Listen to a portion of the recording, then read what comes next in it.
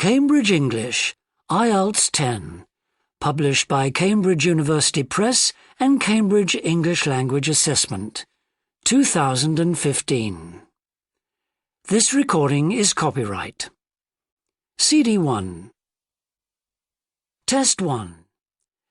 You will hear a number of different recordings and you will have to answer questions on what you hear. There will be time for you to read the instructions and questions, and you will have a chance to check your work. All the recordings will be played once only. The test is in 4 sections. At the end of the test, you will be given 10 minutes to transfer your answers to an answer sheet. Now turn to Section 1. Section 1. You will hear a telephone conversation between a travel agent and a customer. First, you have some time to look at questions 1 to 6.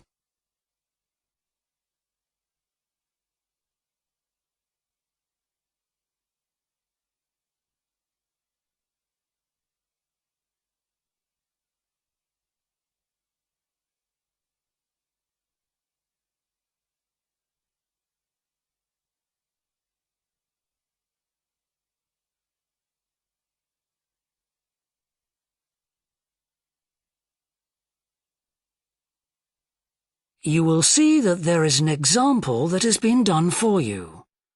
On this occasion only, the conversation relating to this will be played first. Good morning, World Tours. My name is Jamie. How can I help you? Good morning. I want some information on self-drive tours in the USA. Could you send me a brochure? Of course. Could I have your name, please? Andrea Brown. The customer's name is Andrea Brown, so Brown has been written in the space. Now we shall begin. You should answer the questions as you listen, because you will not hear the recording a second time. Listen carefully and answer questions 1 to 6. Good morning, World Tours. My name is Jamie. How can I help you? Good morning. I want some information on self-drive tours in the USA. Could you send me a brochure? Of course. Could I have your name, please? Andrea Brown. Thank you. And your address? 24 Ardley Road. Can you spell that? ARDLEIGH Road. Postcode? BH5 2OP. Thanks. And can I have your phone number? Is a mobile all right? Fine. It's 07786 643 091. Thank you. And can I ask you where you heard about World Tours? From a friend, or did you see an advert somewhere? No, I read about you in the newspaper. OK, I'll get the brochures in the post to you, but can I give you some information over the phone? What kinds of things do you want to do on your holiday? I'm interested in going to California with my family. I've got 2 children, and we want to hire a car. OK, we have a couple of self-drive tours there, visiting different places of interest in California. The first one begins in Los Angeles, and there's plenty of time to visit some of the theme parks there. That's something on my children's list, so I'd want to include that. Good. Then you drive to San Francisco. From San Francisco, you can drive to Yosemite Park, where you spend a couple of nights. You can choose to stay in a lodge or on the campsite. I don't like the idea of staying in a tent. It'd be too hot. Right. And the tour ends in Las Vegas. OK. The other trip we can arrange is slightly different. It starts in San Francisco, then you drive south to Cambria. Someone told me there's a really nice castle near Cambria. Will we go near that? Hearst Castle is on that road, so you could stop there. Good. I'd like to do that. Does this trip also go into the desert? No, it continues to Santa Monica, where most people like to stop and do some shopping. We have enough of that at home, so that doesn't interest us. OK. Well, you could go straight on to San Diego. That's good for beaches, isn't it? That's right. That's a good place to relax, and your children might like to visit the zoo before flying home. I don't think so. We want some time for sunbathing and swimming. Before you hear the rest of the conversation, you have some time to look at questions 7 to 10.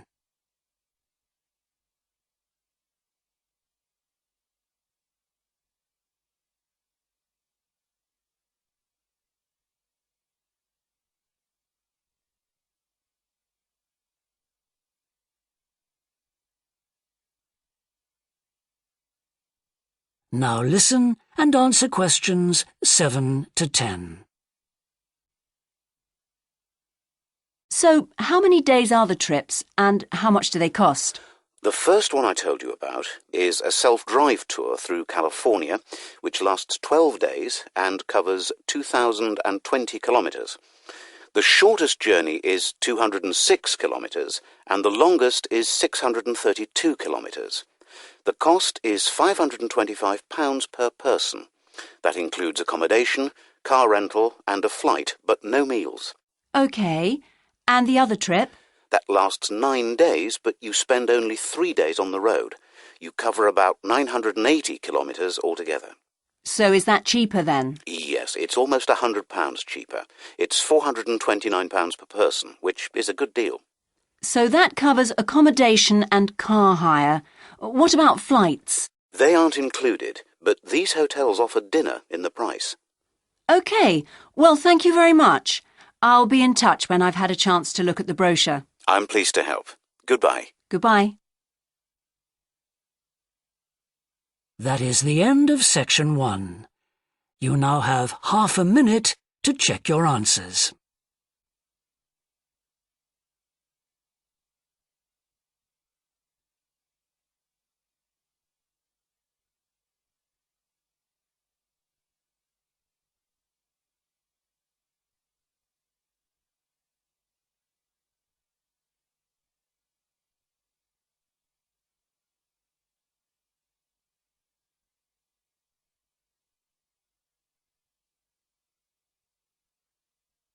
Now turn to section 2.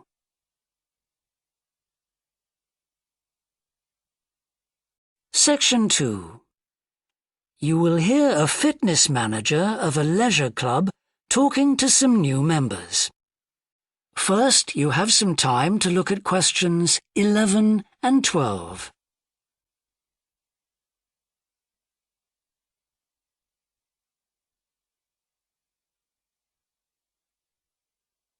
Now listen and answer questions 11 and 12. On behalf of LP Clubs, I'd like to welcome you all here today. My name's Sandy Fisher, and I'm one of the fitness managers here. Before we start our tour of the club, I'll just run through some basic information about the facilities we have here, including recent improvements, and explain the types of membership available.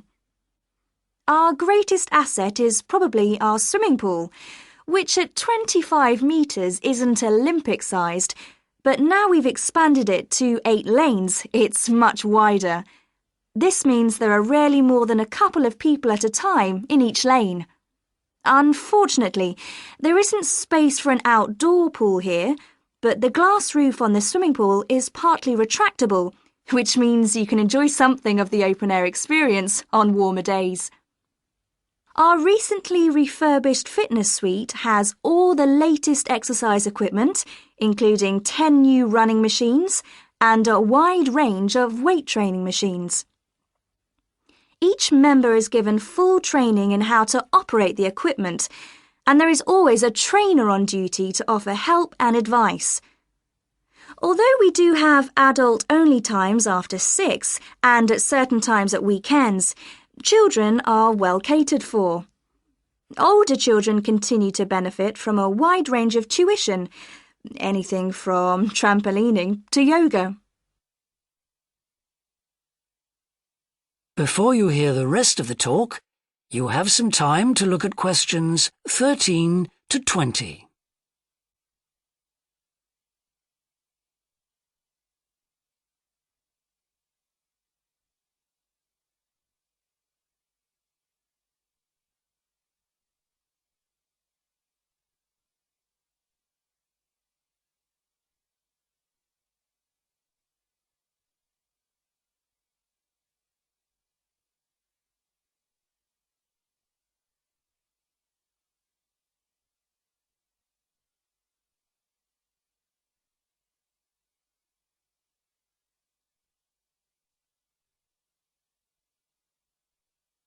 Now listen and answer questions 13 to 20. One thing all our members appreciate about us is that we take very good care of them. This starts on day 1 with your personal assessment. You are asked to fill in a questionnaire giving details of any health problems. One of our personal trainers will then go through this with you. The trainer will then take you through the safety rules for using the equipment in the fitness suite. During your next exercise session, a personal trainer will work with you to make sure you understand these. It's very important to do this because we really do want to avoid having any sports injuries. There's a lot more to looking after yourself than simply lifting weights. At the end of the personal assessment, the trainer will draw up a plan outlining what you should try to achieve within a 6-week period. This will then be reviewed at the end of the 6 weeks. Now, I'll just quickly run through the types of membership we have available. All members must pay a joining fee of £90 in addition to the rates for the monthly membership fees. Gold membership entitles you to free entry at all LP clubs. There are now LP clubs in all major cities and towns, so if you travel a lot, this will be a great advantage. Individual gold membership costs £50 a month, and joint membership for you and your partner will cost £75.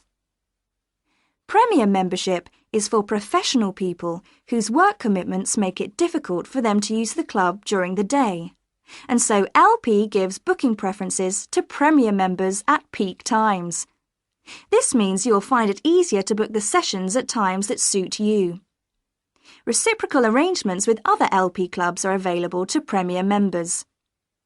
Premier membership is for individuals only, but you'll be sent passes for guests every month. The monthly fee is £65.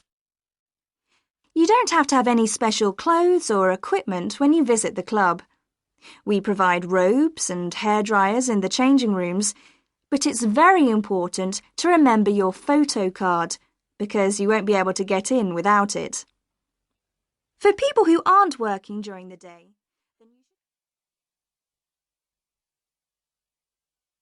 That is the end of section 2. You now have half a minute to check your answers.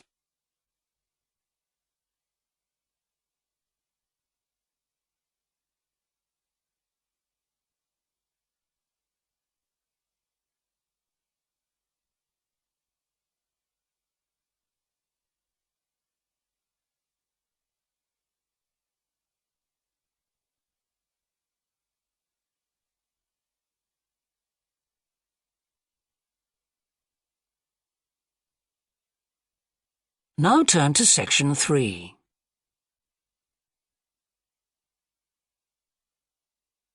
Section 3.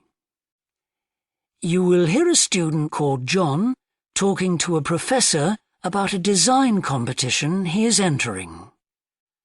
First, you have some time to look at questions 21 to 25.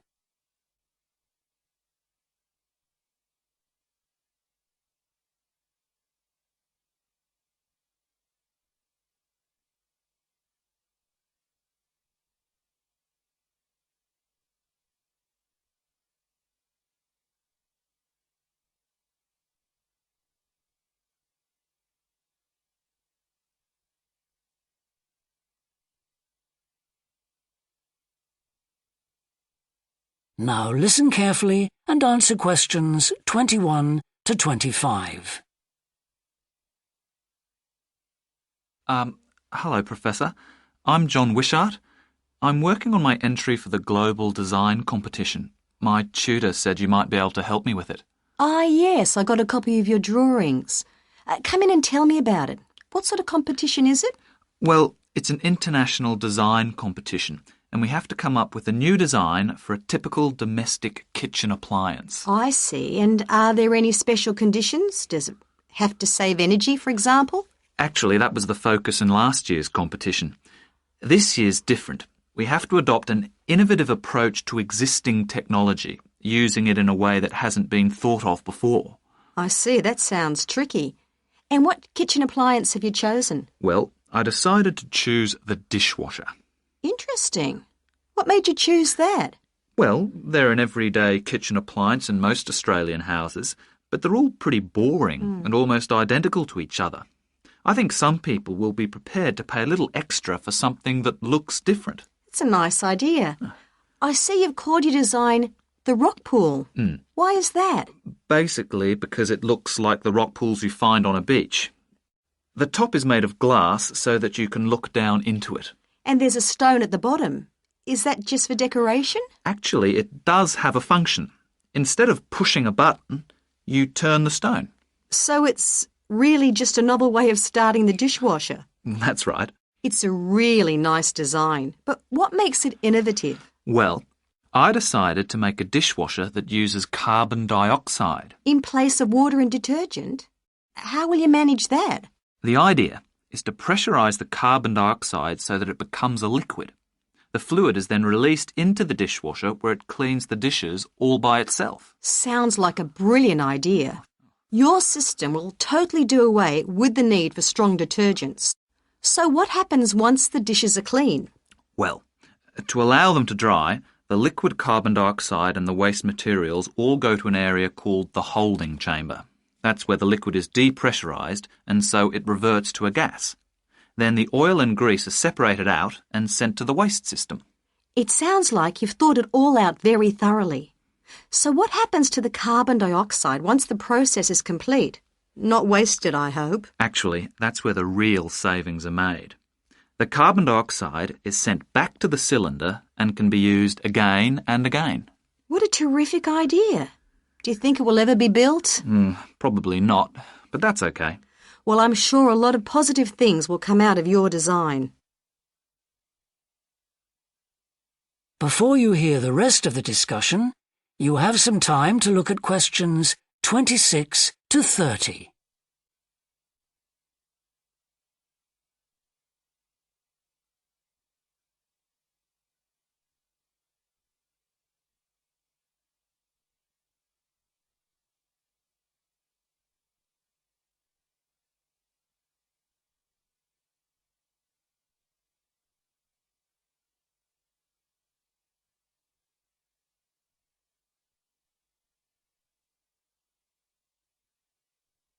Now listen and answer questions 26 to 30. Now, you seem to have thought about everything, so what exactly did you need me to help you with? Well, my design has made it to the final stage of the competition, and in a few months' time I have to give a presentation, and that's the part I was hoping you could help me with. Right, well, that should be easy enough. What have you managed to do so far? Well, I've got detailed drawings to show how it will work, and I've also written a 500-word paper on it. I see. Well, if you want to stand a good chance of winning, you really need a model of the machine. Yes, I thought I might, but I'm having a few problems. What's the main difficulty so far?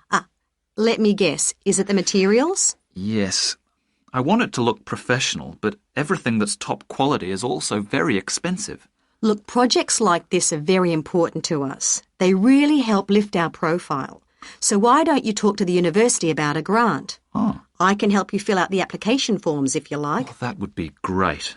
You'd better show me this paper you've written as well. For a global competition such as this, you need to make sure the technical details you've given are accurate and thorough. Oh, that would be a great help. Is there anything else I can do? Well, I'm really nervous.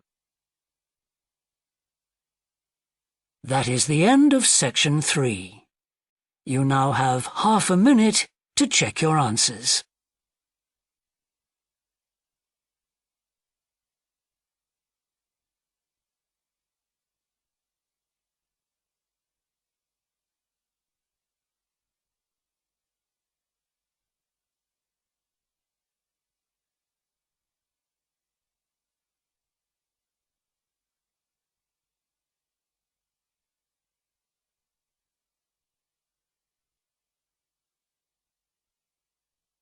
Now turn to section 4.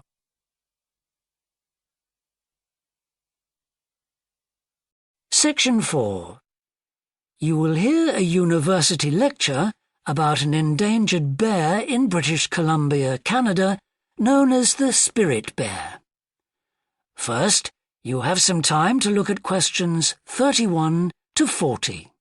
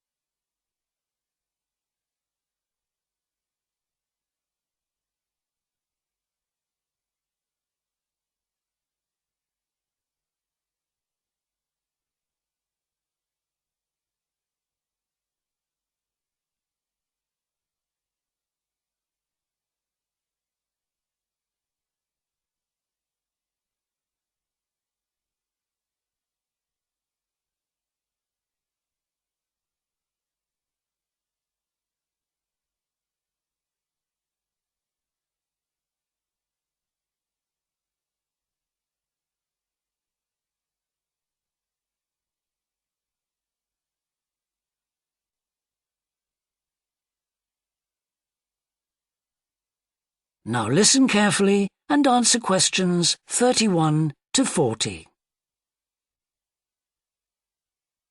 Today, we continue our series on ecology and conservation with a look at a particularly endangered member of the black bear family. 1 in 10 black bears is actually born with a white coat, which is the result of a special gene that surfaces in a few. Local people have named it the spirit bear, and according to the legends of these communities, its snowy fur brings with it a special power. Because of this, it has always been highly regarded by them, so much that they do not speak of seeing it to anyone else. It is their way of protecting it when strangers visit the area. The white bear's habitat is quite interesting. The bear's strong relationship with the old-growth rainforest is a complex one. The white bear relies on the huge, centuries-old trees in the forest in many ways. For example, the old-growth trees have extremely long roots that help prevent erosion of the soil along the banks of the many fish streams. Keeping these banks intact is important because these streams are home to salmon, which are the bear's main food source. In return, the bear's feeding habits nurture the forest. As the bears eat the salmon, they discard the skin and bones in great amounts on the forest floor, which provide vital nutrients. These produce lush vegetation that sustains thousands of other types of life forms, from birds to insects and more. Today, the spirit bear lives off the coast of the province of British Columbia on a few islands. There is great concern for their survival, since it is estimated that less than 200 of these white bears remain. The best way to protect them is to make every effort to preserve the delicate balance of their forest environment. In other words, their ecosystem.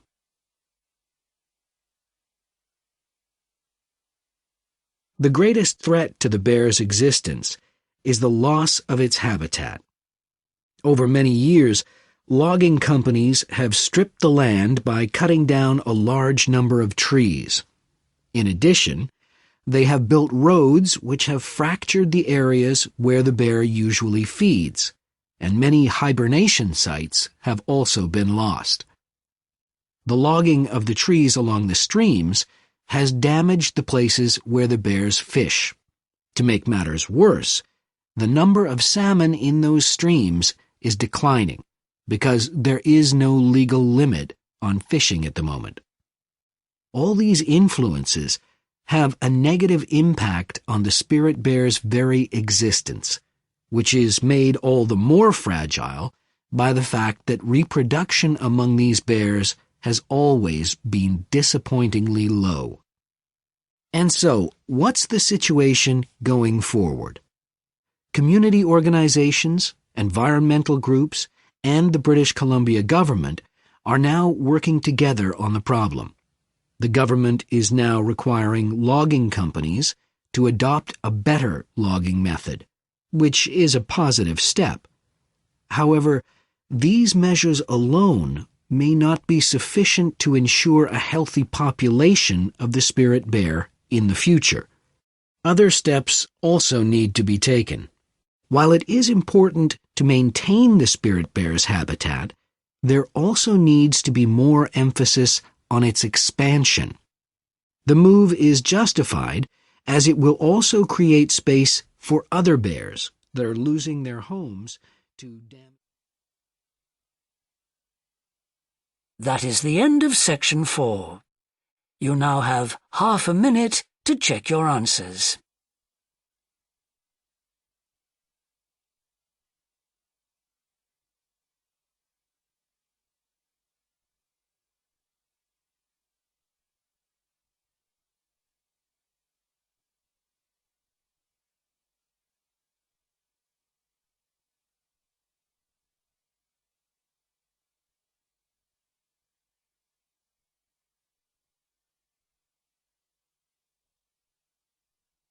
That is the end of the listening test. In the IELTS test, you would now have 10 minutes to transfer your answers to the answer sheet.